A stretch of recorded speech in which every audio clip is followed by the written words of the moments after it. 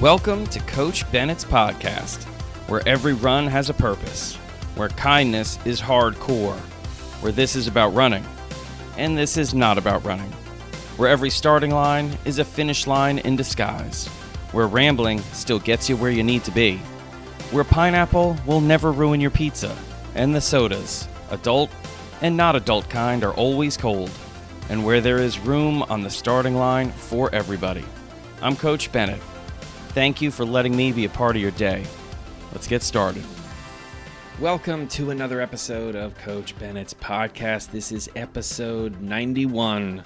That's right, we are making our way deeper and deeper into the 90s. Don't worry, I'm not going to go on some epic ramble about 90s music because we have 92, 93, and 94 to do that. That's right, those episodes, just be prepared. At the beginning, we're going to be diving deep on some 90s music because I'll tell you what, it was great. Wait, I'm doing what I said I wasn't going to do.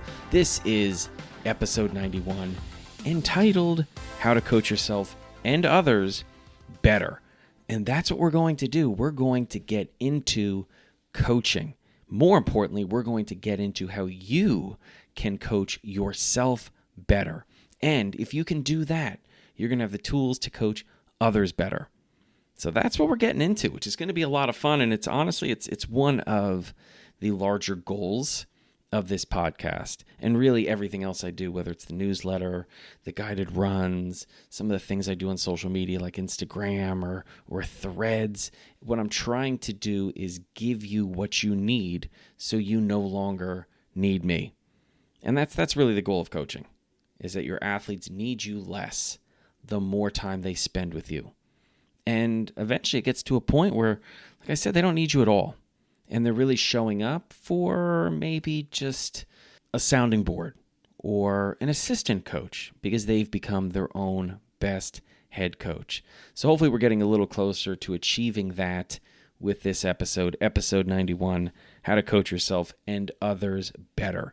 And as I often do, when we talk about something like this, coaching, these bigger topics like how to run better in cold weather or hot weather, or how to build endurance or get faster, so many things, especially early on, are just very obvious. But remember, the obvious things often get overlooked or simply taken for granted, which is just another way of saying overlooked. So what we're starting with here is just understanding your purpose. Like, why do you want to run? And I know you probably hear this a lot in different discussions about running, but I'll tell you what, this is one of those things that merits being brought up over and over and over again because so many people lose sight of why they actually want to run, or they believe they want to run for reasons that aren't conducive to leading to greatness. So they're running for the wrong reasons, the wrong purposes. It's coming from the wrong place. That inspiration for crossing a starting line. So that's the first thing I want you to think about here is, why do you want to run? And have this conversation between you, the coach, and you, the athlete. But don't end the conversation after you, the athlete, says something like, I want to run a faster 5K, which, by the way, has merit. It's a great inspiration for running. I just don't think it should be the only inspiration for running. So dive a little bit deeper, but have that conversation and don't let yourself off the hook. Keep asking follow-up questions. What is it about the 5K? Why did you choose this time? What do you think you're going to get out of achieving this goal? What do you think you need to do in order to achieve this goal? What are you worried about? What are you excited about? Have a conversation. Too often we think that a conversation between a coach and athlete is like this. Hey, athlete, do this. An athlete says, okay, coach, I will. And that's it. Well, that's one way of doing it. It's not the best way. And from a coaching perspective, your athlete is never going to do the work as well as they could and derive the benefits from doing that work as much as they could if they don't know why they're doing what they're doing. And a coach can't give the athlete instructions, training program, can't tell them what to do as well as they could unless they really know why the athlete wants to do what they want to do. There's a lot of repetition in my last 15 seconds or so. So feel free to rewind and listen to it because it makes sense. It does.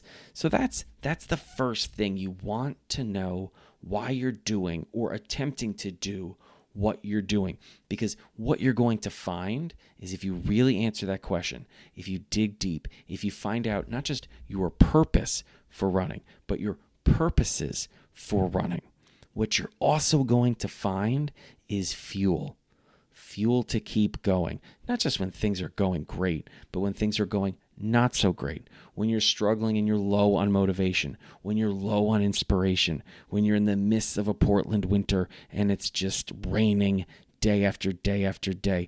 What you're going to find is something that's more powerful than I want to run a fast 5K. What you're going to find are the reasons and purposes for why you want to run that 5K. And that's what's going to help you get the work done.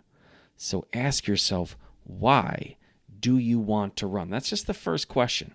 The next question I would ask is, well, how long do we have?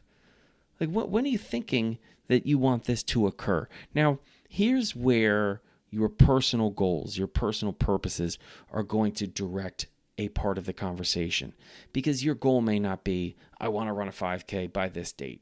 It may be you want to run a different distance that's going to be way further down the line. Maybe it's not months. Maybe it's a year. Maybe it's a year and a half. It may have nothing to do with a distance or a time goal.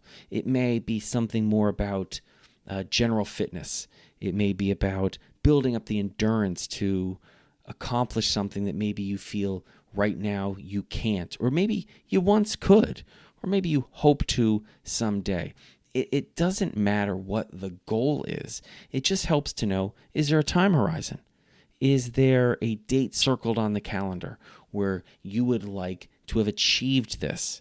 And like I said, it doesn't have to be a date circled on the calendar, meaning on this one date, I've achieved it, because your goal may not be that type of a goal. So it starts with, when do you want to achieve this goal? But really, it's the end of the sentence where it starts. What's the goal? And now we can work backwards. When do you want to achieve it? And like I said, it might not be a date circled on a calendar. It could be something like, I want to be able to consistently run. Okay, well, we're going to be working towards that. And there's going to be a certain amount of time where we're going to have to successfully be consistently running in order to feel like we can say, hey, I'm consistently running. And what I mean by that is, let's just pretend that's your goal. Well, let's say in your head you're thinking 3 times a week is running consistently. Well, it's not 3 times a week. It's 3 times a week over a number of weeks means you're running consistently. And it may not be a number of weeks. It may be a vibe you want to feel. Like, I'm finally hitting my stride where it's not so difficult to get out the door and go for a run, or it's not that difficult to cover a certain amount of distance when I go for a run. And I'm getting out consistently doing those things. And to me, that's what it means. That's what defines running consistently, which is why when I have this as the second question, because you're really using a time horizon to put in that first question you asked. Why are you running? Okay, and when do we want to accomplish some of the goals associated with why you're running? The next thing I want you to think about is, and this is a tough question, and it demands honesty, do we have a shot at achieving your goal? It's a really important question. And like I said, it's not always the easiest conversation to have because it demands honesty. Do we have a shot at achieving this? Because you want a shot at achieving the goal. It doesn't mean it has to be a guarantee, because that's not really a great goal. It can be a stretch. It can be more likely than not, no, which is another way of saying maybe. So what I want you to do is sit down once again with yourself. This can be one meeting with yourself. You know what I mean? It can be like a really big, epic coach-athlete meeting.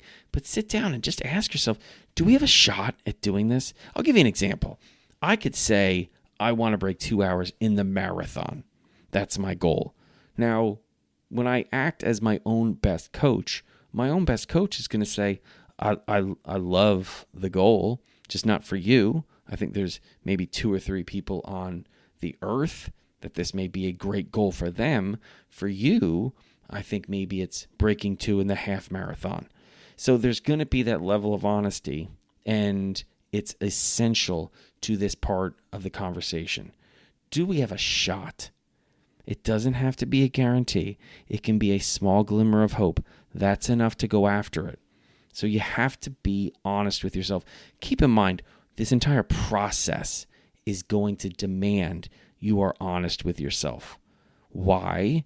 Because a coach and an athlete is a relationship, and great relationships are based on trust. So get in the habit of not lying to yourself. And here's a little news flash. You lie to yourself more than you lie to just about anyone else.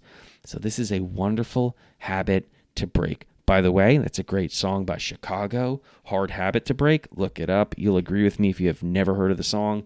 You're about to listen to a gem. That one is free. Okay, next question. What other goals do you have? Because this is usually what happens. Someone sets a goal and it becomes the goal. Capitalized THEGOAL, the goal. And they get tunnel vision and they think the goal is the only goal. And what they don't realize is that on the way to the goal, there are a whole series of other goals. And if they don't realize that, you know what they're missing out on? A whole lot of celebration. That's right. You know what one of the worst things about going to like a birthday party a little late is? You're a little panicked. You feel bad for being late. You're going through, you're trying to find the birthday boy or the birthday girl, and you go up and you say happy birthday, but you're still in like a little bit of a panic because you're thinking like it's important that I'm noticed and I'm seen because I don't want people to think that I wasn't here. And you miss out on a lot of cool stuff, like the little bag of party favors that everyone was supposed to grab. You weren't paying attention to it. The cake, which is still out, you think everybody already had and there's none left. There, in fact, was some extra cake. You could have had some of that. Your good friend Billy Joe is in the corner. You didn't see him. Why? Because you were in a rush. And the next day, people are like, how good was that cake? And you're like, I feel bad. Like there was no cake when I got there. And they're like, oh, there was cake. And you're like, what do you mean? Like, well, in fact, there was so much cake. People were actually given cake to take home. And you're like, I completely missed that. That's nuts. And they're like, oh, yeah, you should have seen what Billy Joe took. Billy Joe took like 6 pieces. And you're like, Billy Joe was there? And you're like, yeah, Billy Joe was there. He was sitting by the party favors. And you're like, there were party favors? And that's similar to what I'm saying. If you don't realize that there are goals on the way to the goal, you're missing out on celebrating a whole bunch of goals that you're going to achieve on your way to trying to achieve that ultimate goal. So spend some time and think, what are some other goals that I'm going to accomplish on my way to this ultimate goal? I'll give you an example. Maybe your goal is, I want to run an hour straight. I've never done it before. I would love to run an hour straight. Okay, well, great follow-up question would be like, well, what's the longest you've ever run? And you're like, well, 47 minutes. It's the longest I've ever run. All right, that's awesome. That's really great. When did you do that? Oh, I did that like 4 years ago. I remember I was with a friend who runs, and I don't usually run, and we went for this run, and we had a great time. We were talking. I didn't even know what was going on, and at the end, I was starting to fall apart, but we finished, and I was like, how long did we run? Like 25 minutes? And they were like, no, 47. And I was like, oh my gosh, I've never run 47 minutes before, because the longest I'd ever run before that was like 30 minutes. All right, right away, I already know we've got a lot of celebrating, because the first time you run over 30 minutes, I'm telling you, guess what? This is one of your longest runs you've ever done. In fact, outside of the 47-minute run, this is, in fact, your longest run. It's on the podium. Isn't that awesome? And you're like, yeah, but the goal's an hour. I know the goal's an hour. But we just achieved something pretty great. Second longest run is pretty great. Now, guess what? Everything leading up to your new longest run, which, by the way, is just 47 minutes and 1 second. You're still focused on an hour, but your longest run will be anything over 47 minutes. Anything between 31 minutes and 47 minutes and 1 second is a new second longest run ever. It's now bumping down the previous second longest run ever into that third longest run ever position. You are there in some rare air with your performances. How are we not acknowledging that you are doing this, where once it was a mistake that you ran 47 minutes. It was incredible that you ran over 30 minutes because you had never done it before. There's this whole series of really epic things you're doing that you're not paying attention to, you're not celebrating, and therefore, by not acknowledging it, you're not deriving all the benefits from that acknowledgement. The confidence that comes with it, the context of what you're taking on that comes with it, where you realize, hey, you know what? Last week, I did 3 runs that 2 weeks ago would have been my longest runs ever. And now they're just 3 runs I did this week. Like, that's amazing. But too often we either diminish what we're doing, or we disregard what we've done, or we just don't pay attention. And we miss out on some really, really cool moments. So let's not do that. Let's think of all of the goals we can accomplish on our way to the goal. Another thing I want you to do, which is also going to be a hard conversation because people have a hard time admitting these things, are what are your strengths? Yeah, what are your strengths? What do you do really well? What are you proud of? And again, now we're getting into some really scary areas because people have a very hard time admitting what they're proud of about themselves. We can talk to other people about what we're proud of that they do or what we think their strengths are, but that's easy. What I want you to do is talk to yourself about what you're proud of about yourself. What are your great strengths? That's what I want to know. All right? So spend some time, and if it makes it easier, again, put on that coach hat and talk to yourself. And that will make it easier. When we remove ourselves just a little bit from ourselves, a lot of times we can be more honest about ourselves to ourselves. So if you need to kind of separate again, become that great coach and talk to that great athlete that is you and talk about what your strengths are. And don't limit it to just running. Let's go all in and start bragging about ourselves. Like, sure, maybe you say, you know what, maybe I don't have the greatest speed, but I've got really great endurance and I've got mental endurance too. So the longer something is, I don't crater. I kind of thrive in that environment. That's really good to know. Really good to know. Maybe you're really good at self-talk, like you don't beat yourself up. You're not a terrible teammate to yourself. That's really good to know. You're a great sleeper. That's really good to know. These are the types of things I want to hear about. You know, you've got a great passion for learning about new things, like this sport that you're getting into. That's really good to know too, because there's a lot of inspiration in the history and heritage of this sport.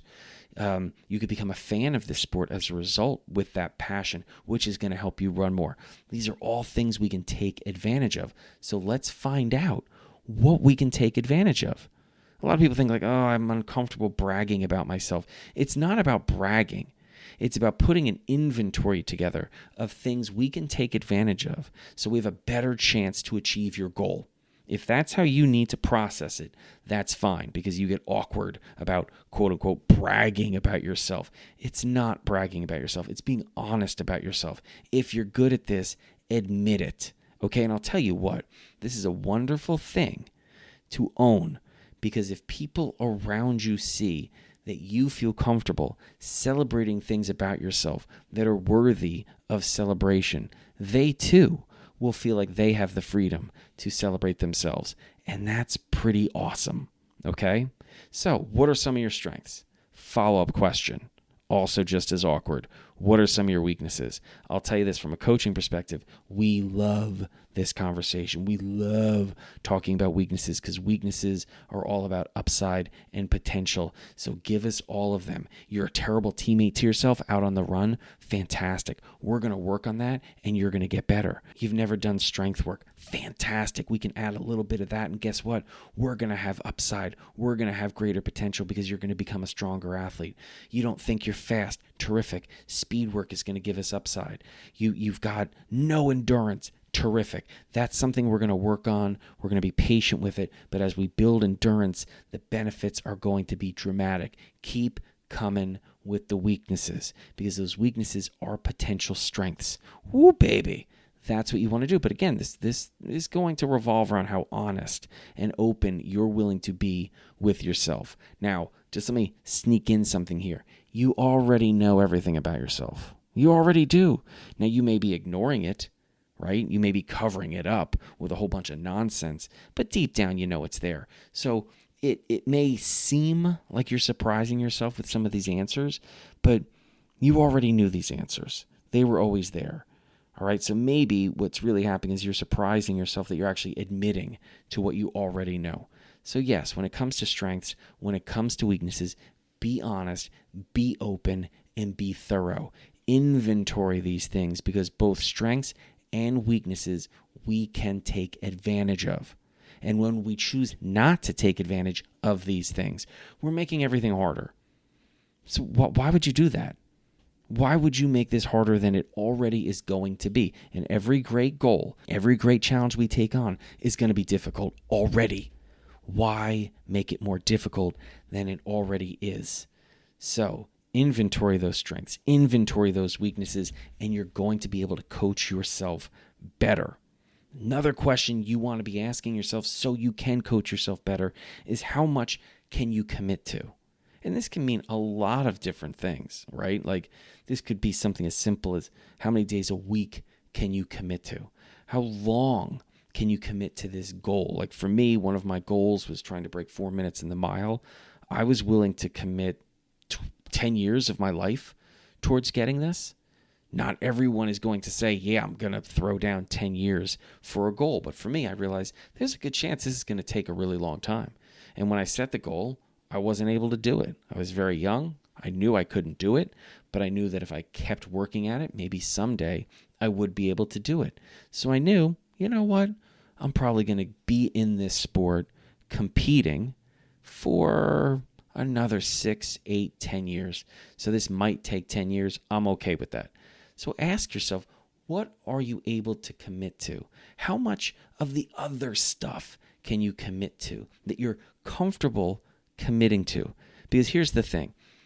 Early on, what you don't want to do is make these commitments to things that you're uncomfortable committing to, which means you think there's a good chance, a likelihood, you're not going to be able to follow through on the commitment. Now, we can make adjustments. So if you say, well, I'll commit to running 5 days a week, where you realize schedule, responsibilities, obligations, that's really probably not going to be the case. It's probably not likely at all you're going to be able to commit to 5 days a week. So really all you're doing is you're setting yourself up for a failure. Now, if you're comfortable saying, I can definitely do 3. All right, well, let's commit to 3. And on weeks where you can do 4, do 4. We'll adjust the schedule. On weeks where you can do 5, we can adjust the schedule and do 5. But we know that at a minimum, we're going to knock out 3 days a week consistently. And we can set up a schedule. We can set up a program based around 3, with the likelihood that every once in a while it can be 4, it can be 5. As opposed to, let's set this up for 5 with the likelihood that more often than not, it's going to be 3 or 4. I would rather us surprise on the upside than surprise on the downside. All right? So ask yourself, how much can you commit to? And this doesn't just go for the running and the days of week and the volume we can run. It goes with a lot of the peripheral stuff. Like, this goal may be a struggle to achieve. So how much stress can you commit to working on in your life so we're more likely to achieve this goal? How much can you commit to taking care of yourself emotionally, mindfully, physically, outside of running to help us achieve this goal? How much can you commit to? And this is, again, another one of those questions that's best answered when you have this conversation between you and you, because you're going to know what other commitments you have that may get in the way of this commitment, or that you may have to adjust, move around, or finesse so other commitments can be in service of, or at least alongside of, this commitment. So ask yourself, how much can you commit to? It's a great question, and it should have some good answers, because if they're honest answers, they're good answers. Another question at this stage that I like to ask is, well, what else can we do that we're not already doing? So right now you could be thinking, well, you know what, I'm already running 3 days a week and I'm doing some core work a couple days a week. And it's like, wow, that's amazing. That's great. You're already running consistently. You're already doing a little bit of strength training. That's terrific. Let's talk about some of the things you're not doing. Like, do you have a sleep routine? No, I don't have a sleep routine at all. Great. We could add that in there. That's terrific. What else? Well, I don't really pay attention to how much I'm drinking in terms of water here. I'm talking water, okay? Some of you are clinking glasses right now like, hey, I don't pay attention to how much I'm drinking either. That's not what I'm talking. I'm talking about hydrating water, okay? So you could be thinking, all right, well, guess what? There's something that we could add to the equation. Let's start paying attention to how much you're drinking. I didn't say add any fluids right now. I just want to start by paying attention because you may not need to add anything. A lot of times we think if we're not documenting or paying attention to certain things that we're doing, that it's going to lead to us having to do more. That's not the case. That's not the case at all. You might be drinking more than enough just because you're not marking down that you're having 8 glasses of water a day. It doesn't mean that you're not having 8 glasses or 9 glasses or 10 glasses of water a day. Just because you're not paying attention to how much you're sleeping, it doesn't mean that you're not sleeping enough. Just because you don't think you don't have a sleep routine, it doesn't mean you don't in fact have a sleep routine. But it's good to ask the questions. What am I doing that I'm aware of? And what am I not doing that I'm aware of? And then we can figure out how to make adjustments, how to make additions. Because the follow-up question I have to the one I just asked, which was what else can we do that we're not doing, is what are we doing and should we do more? Because that's the more important question. And I'll tell you why. Ideally, from a coaching perspective, you want to add the least amount you need to add to someone's life in order for them to achieve the goal. It's not about quantity when you're putting together a training program. In fact, if you want to flip it a little bit, I guess it is about quantity. It's about what's the least quantity of work we need to do to achieve this. Because the least amount of work we need to do to achieve it is going to equate with the most possibility. Is that right? Most possibility? Largest possibility? With the greatest possibility? Greatest possibility makes the most sense. With the greatest possibility of staying healthy. So if we can do the most efficient amount of work, we're going to have a better chance at staying healthy, staying injury-free. So when I say, what are we already doing? What I mean by that is, well, you say you're running 3 days a week. Okay, we're committing to 3 days a week. We don't need to add another day of running. We don't need to do that, which is wonderful. We're going to do this on 3 days a week or 4 days a week or 5 days a week, whatever it may be. You're already doing some strength training. Terrific. We don't need to add anything there. You have a sleep routine. You're getting good sleep. We don't need to do anything there. You're already hydrating really well. We don't need to do anything there. And then when we start to maybe bring up the volume, bring up the intensity, it's slight additions to your life so it's not overwhelming. Because what can happen sometimes is when people commit to a goal, they make all of these sweeping changes immediately. They don't ease into anything. It's like day one, what you're eating is different. You're drinking all of this water. You're doing the run. You're suddenly adding in core work and strength training and balancing work. And it's like you're doing visualization. And it's overwhelming. It's overwhelming. And a lot of times what you don't realize is you're already doing a lot of things right now. So when I ask, what are we already doing? What I want to do is figure out what can we put into the schedule that's already in the schedule? Because it's such a relief to the athlete to see, oh my goodness, what are we doing between 2 and 4? It's like what you were already doing between 2 and 4. You don't have to add anything new there. That's what we're looking for. Let's find what you're already doing that you need to keep doing and put that into the program. And then acknowledge the fact that this isn't an addition to your life. This is maintaining something that's already in your life. Believe me, from a mentality, from a mindful point of view, this is a great part of the conversation you're having with the athlete. In this case, it's you with you.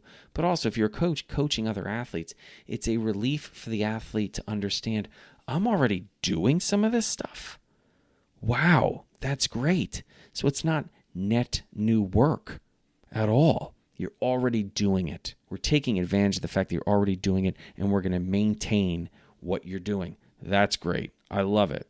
Because you can then ask the question of what should we be doing more of? And more often than not, it's not more of what you think. Most people, when it comes to running, think that the answer is always more running, more running, more running. And you know what? Sometimes it is. Sometimes it is more intensity. Sometimes it is more volume. Sometimes it is more days running. Sometimes it is more minutes, meters, or miles. But sometimes it's not. Sometimes it's more sleep. Sometimes it's more fluids. Sometimes it's more laughter in your life. Sometimes it's less stress, more peace.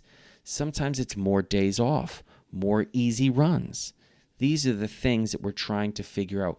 What is it more of that we need to do? Because more often than not, it is more of something. But like I said, it's not always more of what you think. The default answer always goes with more intensity, more running. That's not always the case. But we can't answer that question until we know what you're doing and what you're not doing. I also want to know what's going on before and after the finish lines in your life. So ask yourself, what is life like when I'm not running? And where in that massive part of your day, because when you're running, it's a very small part of your day. The larger part of your life is when you are in fact not running. Where in that part of your life can we help the running part of your life? I hinted at it a little bit before, like, ideally there's less stress and more peace. Well, stress isn't always just coming from your running. In fact, it shouldn't be. But there may be other areas of your life where there is stress. How can we deal with it in a healthier way, if not eradicate it? Maybe it's a toxic relationship where it's like, look, that's done, that's gone. Not only will it make my life better outside of the run, it will make your running better. So think about some of the aspects of your life beyond the start and the finish lines that we can look at and say, how can we work with those components of your life to make the running component of your life better? Because if your running gets better, hopefully that's helping the rest of your life get better. But don't forget that the rest of your life can make your running better. And then, these are the kind of the wrap-up questions here, and absolutely essential to being able to coach someone really well. But what else do you love? And I'm going to hope that you love running. And if you don't love running yet, my expectation is that you and running are going to have a wonderful relationship and you're going to fall in love with each other. Running, I'll just tell you right off the bat, wants to fall in love with you. Running, to be honest with you, I think already has googly eyes for you and probably is already in love with you. It's really up to you whether you're going to reciprocate that. And you don't have to, but I think if you give running a chance, you're going to fall in love with running. But what else do you love? And I'll tell you why this is really important when you want to coach someone better, especially when you want to coach yourself better. Knowing what else you love is going to become very important in your running life for a couple of reasons. Those things that you love aid recovery. Flat out, they aid recovery. So when you're done running, if you want to recover as best as you can from the running you're doing, you want to have those things in your life that you love in your life. They will aid the resting and recovery process, without a doubt. A lot of times when people get super focused on their running, they push other things out of their life that they don't need to. They think running is coming in and taking up more and more of their life. Running doesn't want to take over your life. Running wants to help you have the best life you can. And that does not mean pushing out the things that you love and make you better. So, what other things do you love? Is it music? Is it movies? Is it writing? Is it the people in your life that bring you joy? You should have better, stronger relationships with all of those things, the better your running's going. So if you see that you're not doing many of these things, I'll tell you what, eventually you're going to burn out. You're just going to burn out with your running. These are the things that aid recovery. So ask yourself, what else do you love? And come back to this list, especially during the hardest parts of your training, the toughest parts of your training cycle. Completely surround yourself with the things that you love. when your running is at its hardest, okay? That's what you want, and it's also a lesson for life. When you're going through parts of your life that are tough, where you're struggling, we too often push away the people and the things that we love during those periods. It's the exact opposite of what we should do. We should be inviting them in, getting closer to them, and honestly, if it's people, letting them know we're struggling. These are the people that want to support you. And if you just flip it and think that if you have someone in your life that you care about, when they're struggling, wouldn't you want them to come to you? Okay, well, guess what? They want you to come to them. So make sure you have this list somewhere handy. And if you have not been connecting with some of the people and things on this list, make sure you're reconnecting. And then lastly, I'm just going to ask this because it's important when you're answering these questions. And I've already brought it up a number of times, but I think at the end of the conversation, you need to just wrap it up by asking yourself, do you trust you? Do you? And if the answer is yes, and it feels good when you say it, and you believe it, and you know it in your bones, you do, great. You've got the answers to these questions, and you are now going to be a better coach for you. If you hesitate a little bit, you may want to go through these questions again and see if you answered them truly, honestly. Because it doesn't help you coach anyone if you're coaching the wrong person. And if people are lying about the answers to these questions, then you're not coaching them. You're coaching some imaginary character that doesn't exist. And that's not going to lead to great running. So, do you trust you? And what comes along with that, if the answer is yes, then there are some things that are super important that come out of that trust. One is the knowledge that you will stand up for yourself. If you trust yourself, you trust that you will stand up for yourself. And what I mean by that is sometimes you're going to have to make some tough decisions if you're coaching yourself. It's going to be, you know what? I can do one more. I can go a little further. I can get through this, even though the voice in my head's telling me that I can't. I can. It's not the easiest thing to admit right now because I just want to quit. I just want to give up. I just want to stop. But I can, in fact, keep going. The flip side of that is also walking away from situations that are not beneficial to you. It takes a great amount of strength to cross a starting line, but that means it also takes a great amount of strength to walk away from a starting line you shouldn't be crossing. It takes a great amount of strength to not do another interval that is not going to help, it's going to hinder.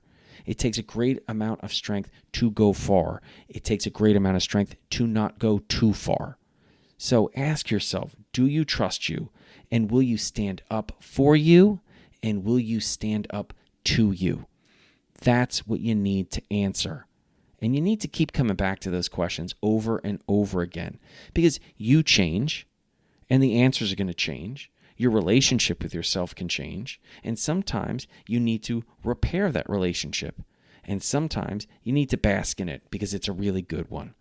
But I think if you go through this, you're going to see that you're able to coach yourself better. And maybe, for many of you, you coach others. And this is a wonderful exercise to go through with yourself to see the benefits that an athlete derives from going through this exercise. And I think what you're going to find is you're going to start doing this with your other athletes. And that's how you can coach yourself and others better. And that's episode 91. Went by fast, didn't it? The answer is yeah, it did go by fast. So hopefully you enjoyed this. And hopefully at the end of this, again, I'm a little closer to just not being needed. A little closer to earning that demotion from head coach to your assistant coach. That's what I'm after. So thank you for listening. Thank you for subscribing or following the podcast on whatever platform that you're listening on. Thank you for giving me a rating. I see some people dropping some ratings and some reviews over the last couple weeks. Thank you very much. I keep promising I'm going to read some of them. It's going to happen. So keep dropping those reviews. Keep sharing the podcast with your friends, your teammates, your family. I really, truly appreciate it. And as always, take care of yourself, take care of each other, and I'll meet you on another starting line. Thank you so much for listening to Coach Bennett's podcast today. And if you haven't already subscribed or set yourself as a follower to the podcast, I really hope you would. And make sure you check out the show notes, because in those show notes, you're going to find a link to Coach Bennett's newsletter and all the social media sites I'm on, like Instagram and Threads and Cameo and Blue Sky and nope, not on that one anymore. So all the ones I am on, you're going to find it in the show notes, so check that out as well. And as always, thank you again for listening to Coach Bennett's podcast. Until next time, you keep taking care of yourself and each other.